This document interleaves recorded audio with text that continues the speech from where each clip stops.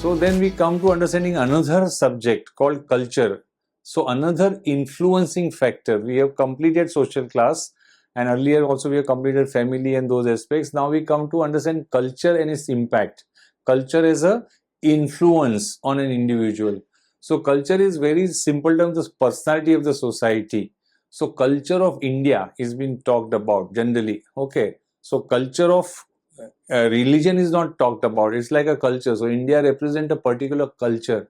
So that culture demonstrates certain things being prevalent there. Yeah. So okay, there may be certain legal bans, etc. So that may also as an imposed aspect. Say like for example, beef is not allowed in country like India. Alcohol is not encouraged, so to say. So that's a part of a culture, and that gives a distinct characteristics about the society that is there. And so definition has been given, so it's not the definition which is of an interest to us, but what we are trying to say that culture has its own belief, values, moral and ethical principles under which the common person are supposed to align with, behave in a way as such. So that distinctiveness influences an individual also, because he is driven by the culture in which he is grown up and thriving, kind of. Okay, so that's the importance of culture. We will not do something which is say like out of culture. We may do something which is out of say the societal principles or a moral this thing, but it may not do out of culture. There may be the legal repercussions to that also. So that's what overall understanding. Therefore the marketeers are keen. Okay, why? How can you influence the people of a particular culture? So the root that they find is a customs. Every culture has certain customs. People living in that society or that people living in that culture has approved customs. So can you influence that part? That's what marketing tries to see that, okay. So culture and customs go kind of hand in hand. Culture has certain characteristics, certain salient aspects, which is what we will try to just touch base upon. The invisible hands of culture, the culture satisfies the need, culture is learned, culture is shared, and culture is always dynamic.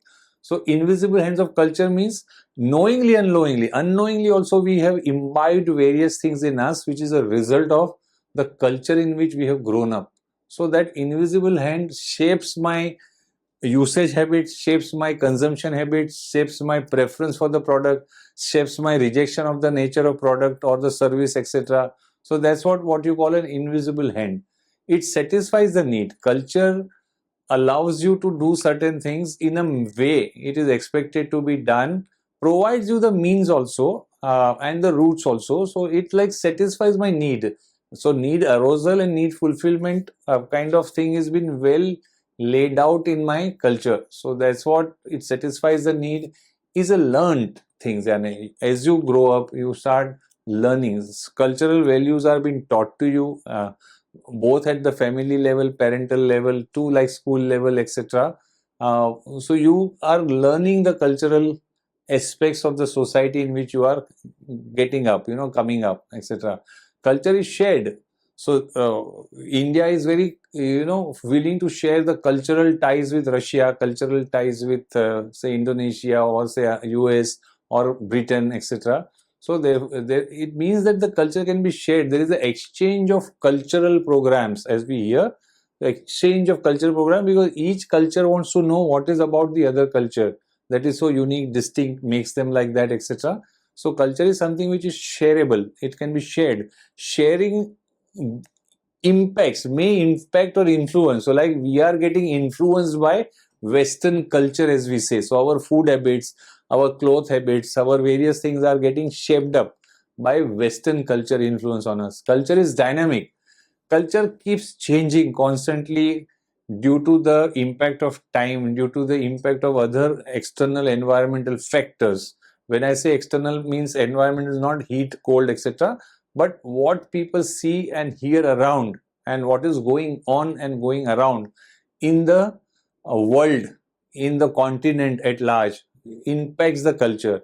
So culture is also dynamic. So these are the three aspects of five aspects of culture that one need to be aware about. Now the marketeer has to smartly use this as an opportunity, use this as a reason to change, shift, etc. Use as a look for what in it can be tapped to influence the attitude, etc., or the behavioral aspects of the consumer. So that's the power of it. Today, as you see, the culture is shared. So I've just discussed this, so I'm not repeating. We love nowadays Chinese food, Chinese this thing, etc. So that also phase India has seen. Now continental and where other dishes are making popular, Thai dishes are becoming popular. So various cultural values in which family is growing. So family bonding, religious also has a overall cultural impact. Now we see that we are getting religiously unconscious, as we say, which is also a dynamic nature of culture which is happening. Uh, People are hardworking. Indians are considered as hardworking. We seek happiness in the other outside things. So therefore we love to travel. We love to use music, etc. So that's what. So this is what is the youthfulness of our India is very high. So culturally, youth is very dynamic, adopts to things, etc., as it is known. So therefore the Western influence is very high. So, and that's what marketing taps it for its advantage. uh, Here is an example, or so to say, some of the quick example. HDFC sar utha ke jiyo, it's a value in India. Person's attitude, person's respect in his, whether he's standing on his feet or not. So that's a very powerful cultural value in India. So therefore HDFC came out with this sar utha ke jiyo, which is a plan for you to retire respectfully.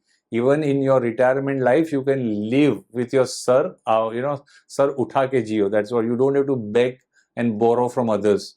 Dabar Chyawanprash, they say ke 60 saal ke budhe ya 60 saal ke jawan. So that's also cultural thing. They tried showing that our traditional way of consumption, etc., makes people youthful, makes people stronger. So that's what Indians as cultural group can still be influenced on traditional items. We are still traditional driven. Howsoever we get influenced by Western this thing, etc.